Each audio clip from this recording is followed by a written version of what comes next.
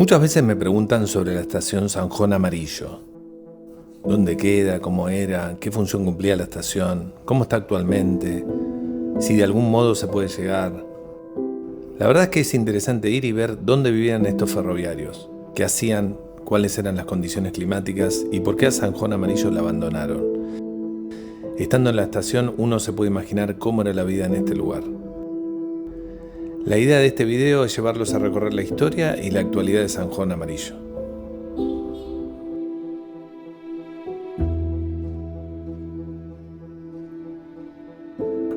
En esta actual imagen satelital podemos ver la ciudad de Mendoza a la derecha, el embalse de Potrerillos y la frontera con Chile a la izquierda.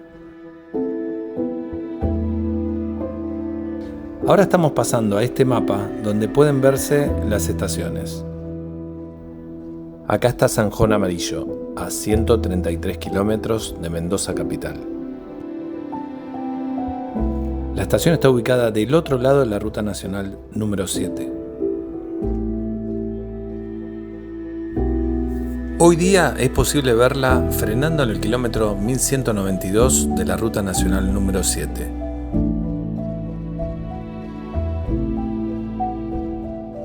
Hace un poco más de 100 años la vista era así.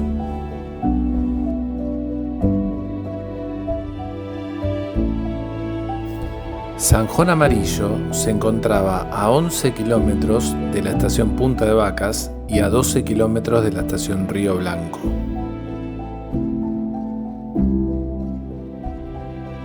Pero esta zona ya tenía su historia antes de que el trasandino llegara.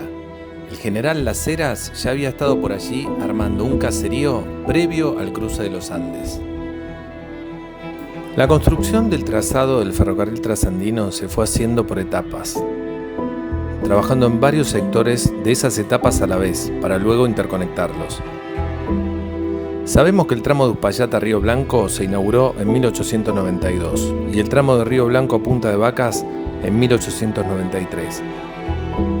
Uno deduciría que la estación San Juan Amarillo se inauguró previo a esa fecha, ya que está situada antes que Punta de Vacas, pero eso no figura en ningún lado. El dato relevante que encontré es que el puente que tenía el río Amarillo se terminó de construir en 1894, por lo que entiendo que la zona quedó definitivamente inaugurada en ese año. El puente era de 5 metros y se encontraba a 200 metros de la estación. Antes de emprender el camino, vamos a aprovechar la pequeña cascada del río Colorado.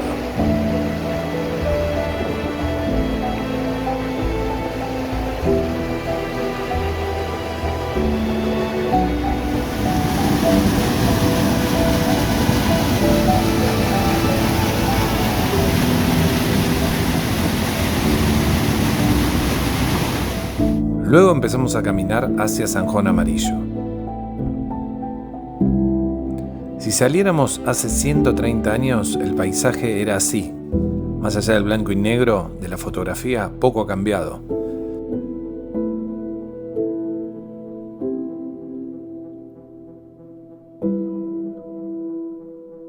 La variante por Polvareda no existía este puente traído de la provincia de Santa Fe.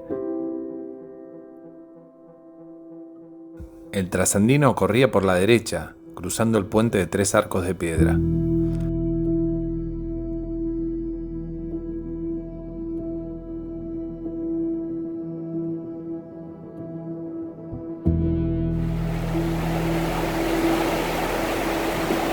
En el trayecto hay zonas complicadas y es importante ver la época en la que el río Mendoza tiene menos caudal.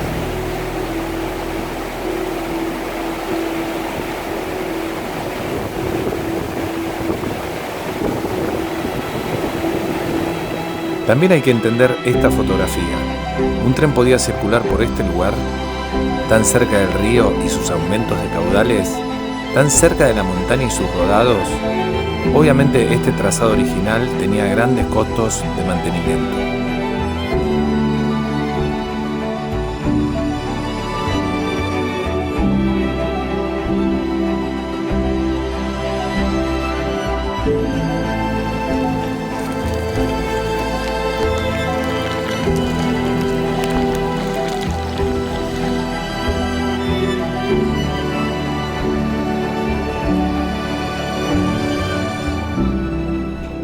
trazado original estaba debajo de estas piedras. Hoy sería increíble ver una locomotora por acá.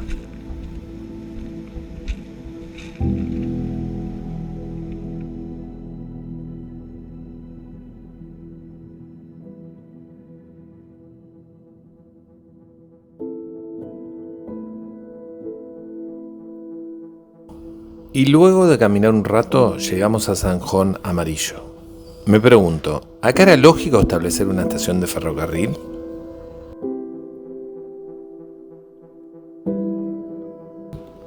Los ingenieros y el presupuesto de ese momento dirían que sí, pero la estación estaba ubicada en un lugar inseguro, muy cerca del río.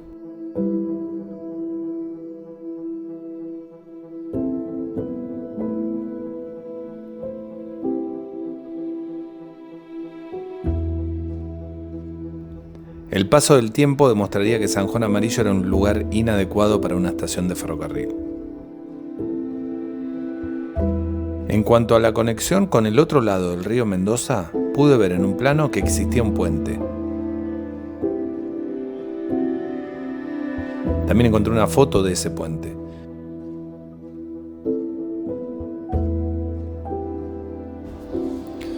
Para los lugareños, este puente era importante al comunicar con la otra margen del río Mendoza. En este fragmento se cuentan las vivencias de la gente que habitaba en la montaña del lado de Polvaredas, separados del mundo, pero se aclara que gracias a ese puente se conectaban con Zanjón Amarillo y con las posibilidades que brindaba el ferrocarril.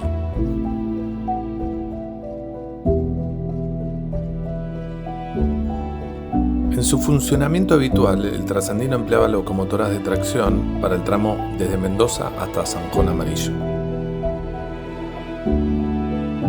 cambiando luego a locomotoras con cremallera en el trayecto hacia el límite internacional.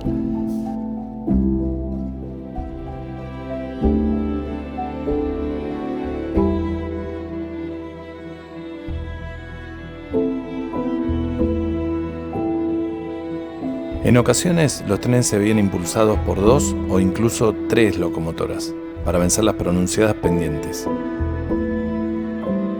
Esta zona marcaba el inicio del tramo más propenso a la nieve y a los desprendimientos. Allí se localizaban las instalaciones para operaciones de tracción, que incluían depósitos de carbón y locomotoras, junto con elementos como mesas giratorias.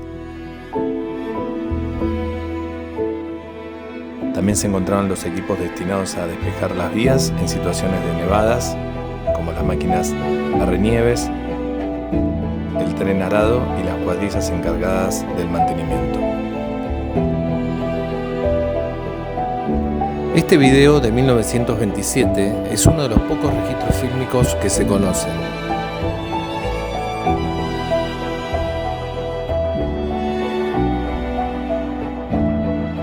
Se puede ver algo de la estación ferroviaria, el cartel nomenclador, locomotoras y vagones.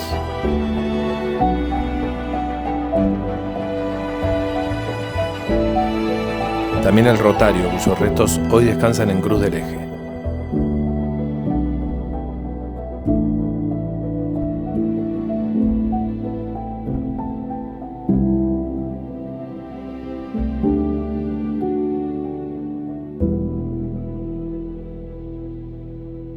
Y siempre presente el viento, que mueve árboles y desparrama el humo.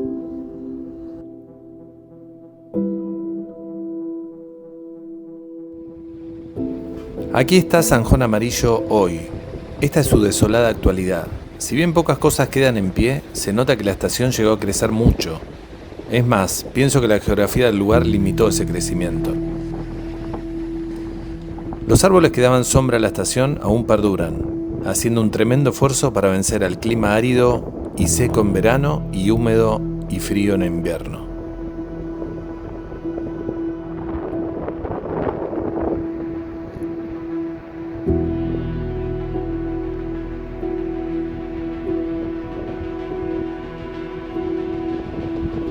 Aquí está el cartel indicador del kilometraje. Si bien es casi legible, marca el kilómetro 133.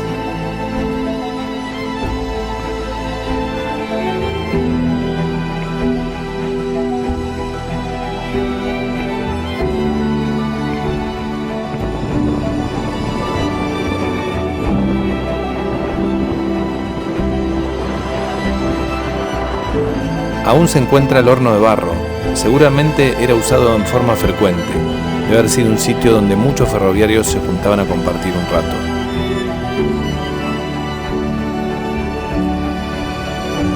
Subiendo un poco la meseta, encontré un desvío de una vertiente que conducía el agua hacia un depósito de material.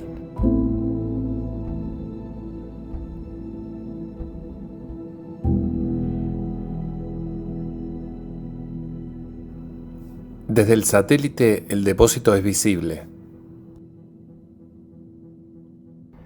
En el plano general de Zanjón Amarillo del año 1928 puede verse cómo desde ese depósito se distribuía el agua hacia diferentes sitios de la estación.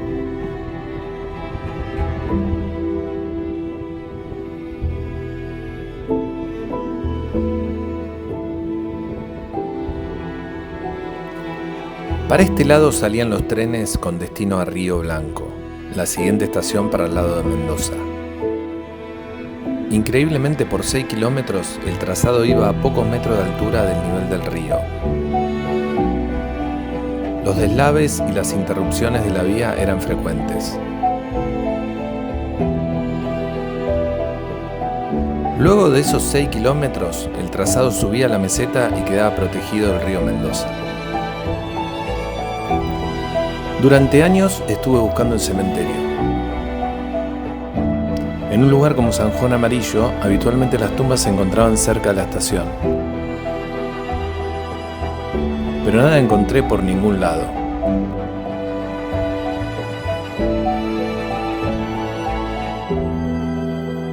Al final, algo de información en un libro en francés y otro en inglés apareció.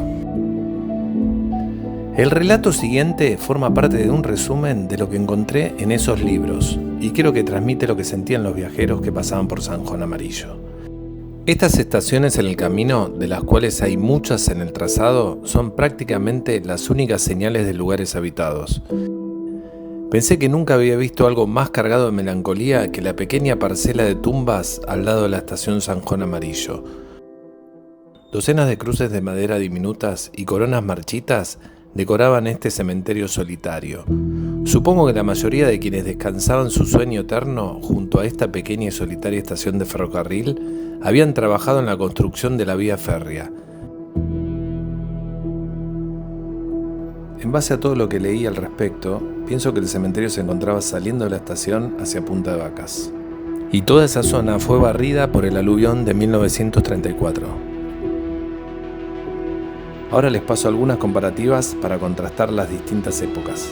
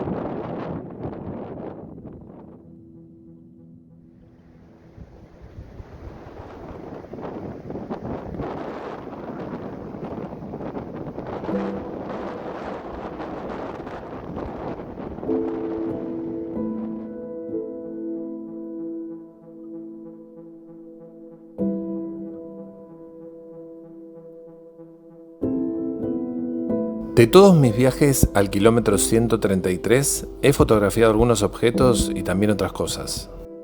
Una botella de Quilmes muy antigua, lo que parece ser una carretilla enterrada, un frasco de gomina, un pedazo de ladrillo con la inscripción Ferrocarril Trasandino, partes de la cremallera que se iniciaba luego de Zanjón Amarillo, pisadas de puma que siempre hay, Las vías que están desperdigadas por varios lados. Muchas latas, esta de 1931. Un soporte de contrarriel. Y también hay muchas construcciones al costado del trazado cerca de San Juan Amarillo.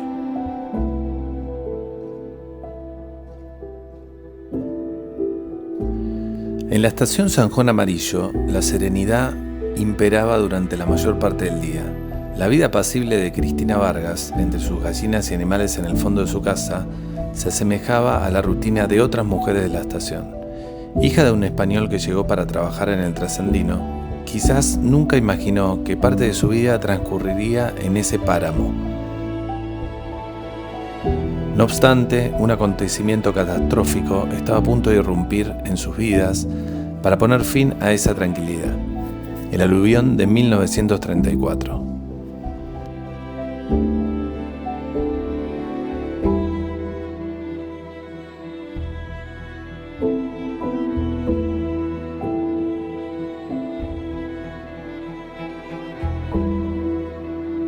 El 10 de enero de 1934, en el sector argentino, se desencadenó un aluvión desde el río Plomo, generando una crecida en el caudal del río Tupungato y posteriormente en el río Mendoza.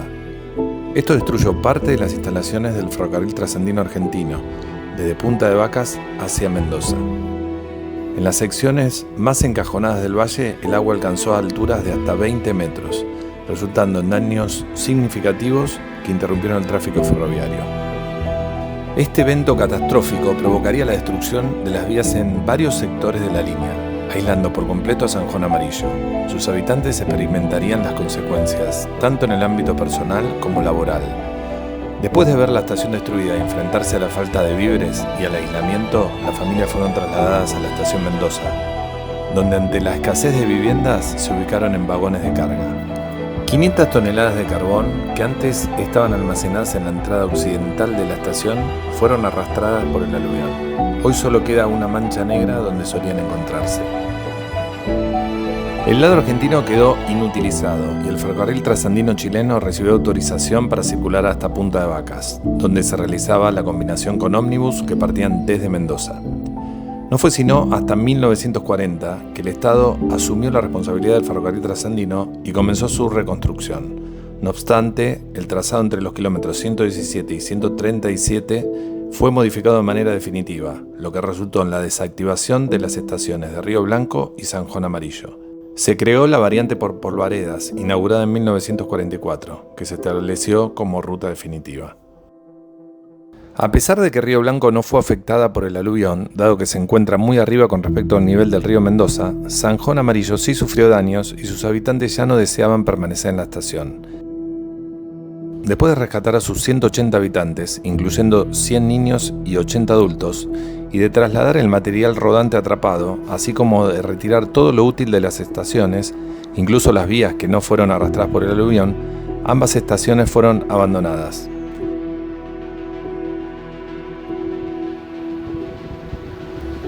Esta es la historia de San Juan Amarillo, que desempeñó un papel crucial en el funcionamiento del Trasandino.